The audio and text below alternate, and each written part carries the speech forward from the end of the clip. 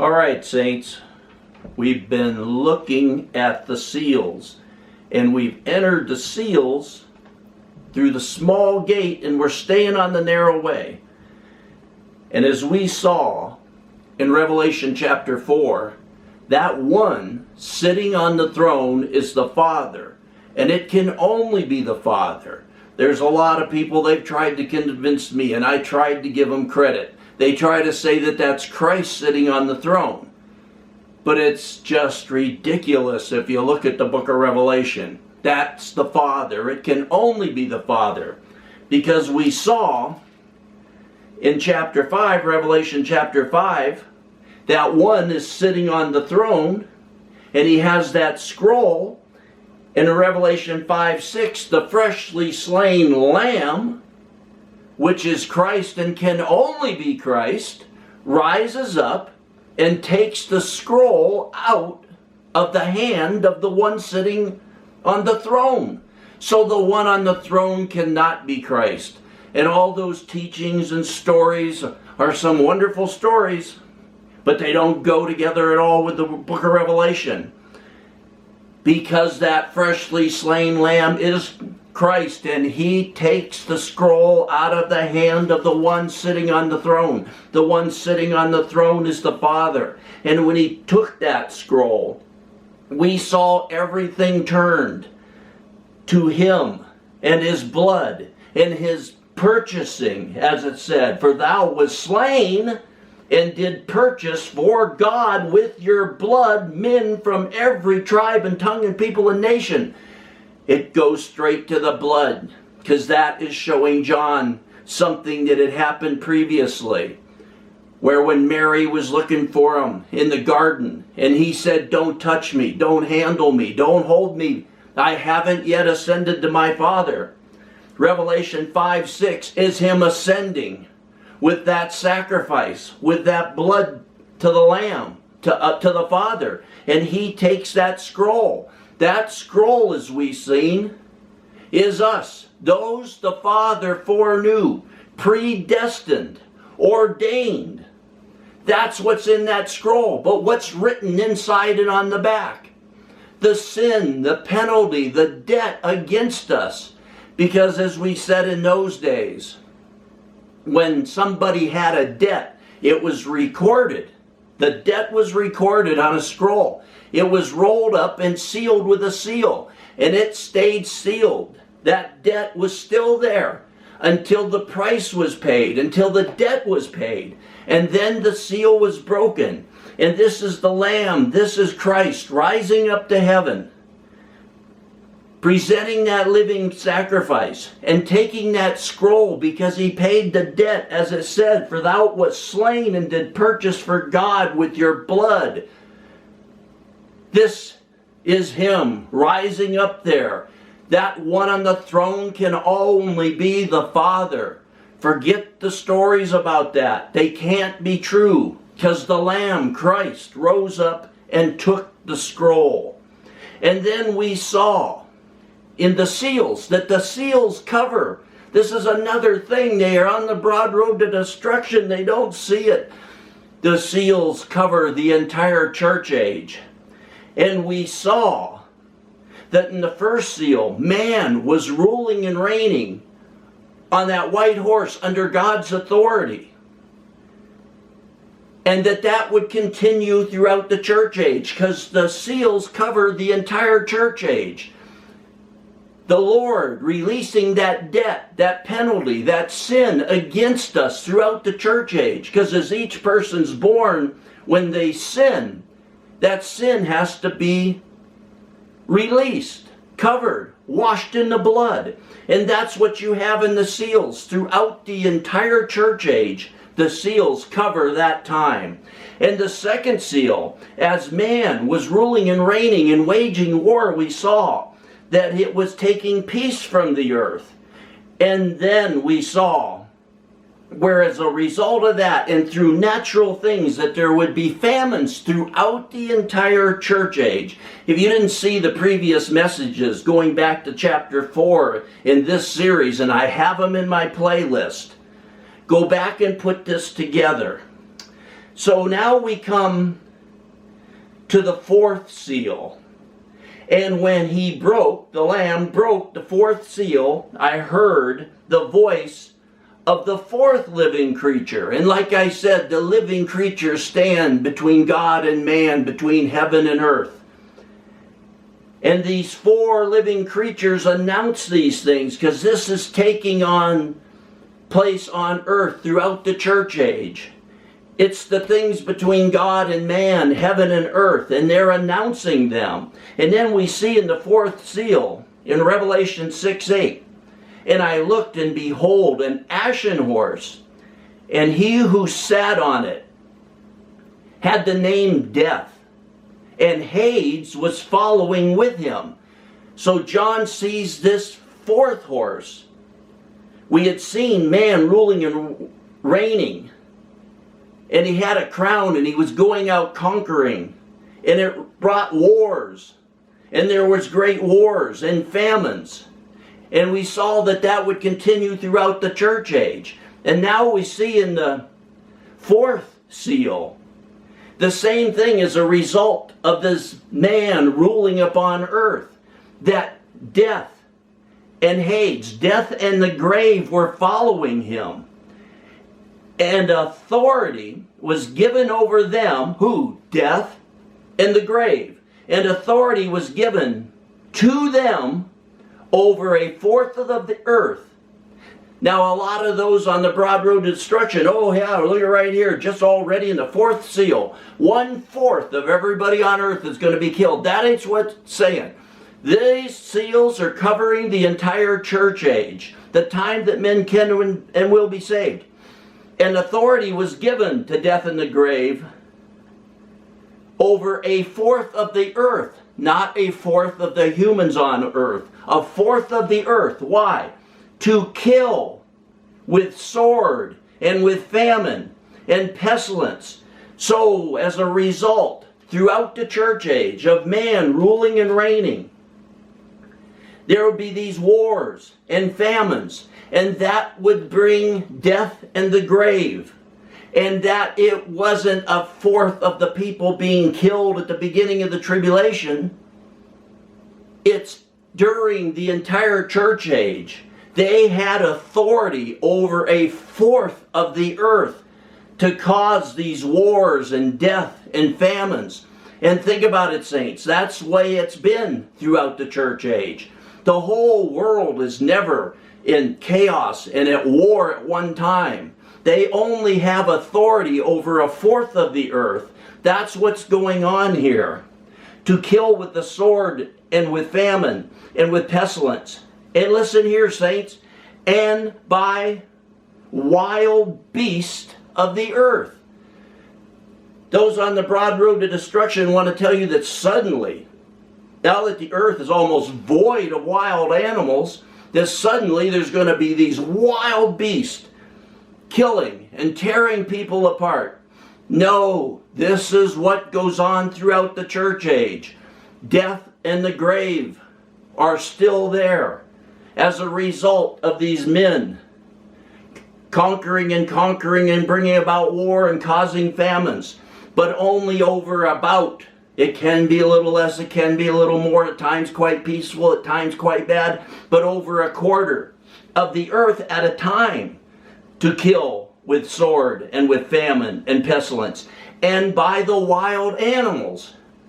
Throughout the church age, animals have killed people. They've killed Christians. Early Christians were fed to the lions by the Romans in the Colosseums.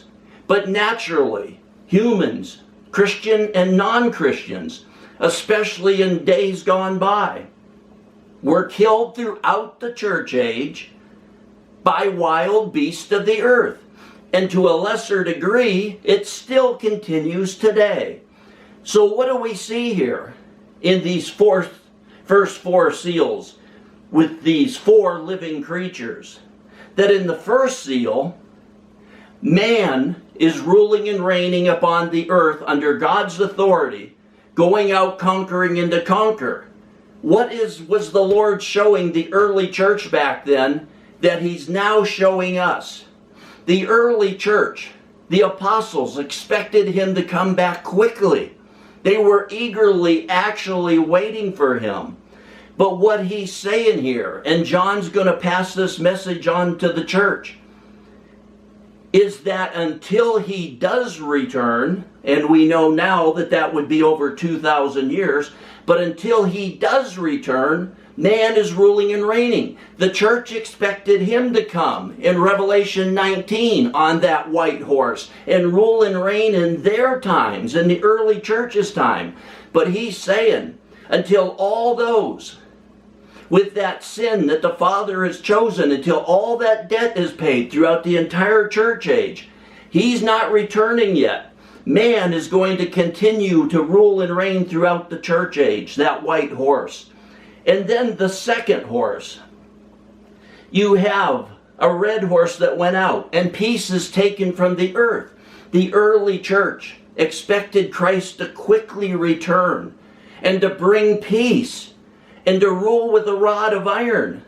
But he's saying, no, let him know throughout the church age, until I do return on that white horse at the end of the tribulation, man is ruling and reigning, and he's going to continue to take peace from the earth. And the early church was greatly affected by this, because the Romans were having their way with them, killing them, murdering them, rounding them up. And he said, what he's saying here is in the seals, peace will continually be taken from the earth until he returns. And in the third seal, you have those shortages and them famines. What he's telling the church, especially the early church and now us in these last days, that until he returns on that white horse, there's going to continue to be food shortages and famines. And then, as it said at the end of verse 6, and do not harm the oil and the wine. The oil and the wine represented what the wealthy had, what those of abundance, what the rich had. And he says, don't harm that. And what he's saying here is, throughout the church age, he's telling the early church, he's telling us now, that throughout the church age, there would continue to be famines. They thought he was returning quickly, and a land of milk and honey would develop. There would be a land of plenty. Nobody would go hungry. But he's saying no, throughout the church age, there'll still be shortages. But even in the worst of times, the rich will still have their riches. And then in the fourth seal, you have death and the grave. The church was waiting eagerly for him to put an end to death and the grave, to raise those from the dead, to bring them back to resurrection life, to put an end to death. They were actually waiting right there for that. But he's saying here, he told them, now he's telling us, that throughout the church age, that there would be death and the grave. And that even by wild animals of the earth. And then, in Revelation 6:9, and when he broke the fifth seal, now there's no living creature mentioned, because the living creatures are standing between God and man as these things, as man rules upon the earth. They're standing between that. But now there's not one mentioned. And look at why. And when he broke the fifth seal, I saw underneath the altar the souls of those who, listen saints, of those who had been slain because of the word of God and because of the testimony which they had maintained. Now the fifth seal, no living creature. These people at that time, at that moment John sees this, have already died. And they died because of the Word of God and because of the testimony they maintained to death. And they, in verse 10, cried out with a loud voice. Look what's going on here, saints. They're now crying out. These that have already, at John's point, been slain. These are the ones that were already slain when John saw this. And they cried out, with a loud voice, saying, How long, O Lord, holy and true, wilt thou refrain from judging and avenging our blood on those who dwell upon the earth? Now you see this same thing with them. Here are these that have been slain because of the word of God, and they kept their testimony to death. And they're still laying there in the grave. And they're saying, how long are you going to wait and avenge us? Because they thought he was coming very quickly. And now they're dead. And they're like, we're still laying here. And what does it say in verse 11? And there was given to each of them a white robe. And they were told that they should rest. Listen, saints. And they were told that they should rest for a little while longer. Why? What? Rest. These that have already been slain at this time are saying, how long until you avenge our blood? Not those that just died naturally, not those Christians that died naturally or of disease or sickness or were murdered, just murdered because they were murdered. No, they were the ones that died because of the word of God, and they kept their testimony to the end. And they were told that they should rest a little while longer until the number of their fellow servants, and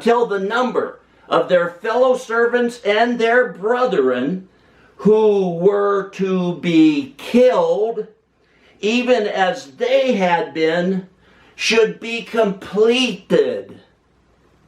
This seal covers the ones that had already died and the ones that will die, not naturally. This is not covering that right here. Not naturally. Not because they were just murdered randomly. This is covering the ones that gave up their life for the word. They testified. They kept their testimony until the end. And they're told, why are you waiting? We've been waiting. They're told, you must wait until all those in that scroll in my Father's hand, those that are going to give up their life for the Word of God, you must wait throughout the entire now over 2,000 years of the church age. You must wait until the number of, he would say, your fellow servants and your brethren who were to be killed, even as you have been killed, should be completed. So, the fifth seal covers those that are slain for the testimony, the word of God. They're given a special place. And it's covering those throughout the church age. Those that had already been slain at this time with John on the island, up until when? The last Jew near the end of the tribulation is killed. That's how long this is covering the entire church age. This covers those that are going to be slain for the word of God. Their blood is not going to be wasted. They're covered, and they are waiting until all those throughout the entire church age that are going to be slain because of the word of God and their faithfulness and their testimony are completed. And in the next message, we'll go on with the sixth and the seventh seal to a glorious, unexpected ending that those on the broad road to destruction don't see. But you on the narrow road, you that entered the small gate, you'll see it, and you'll have a glorious revelation of the Son of the living God.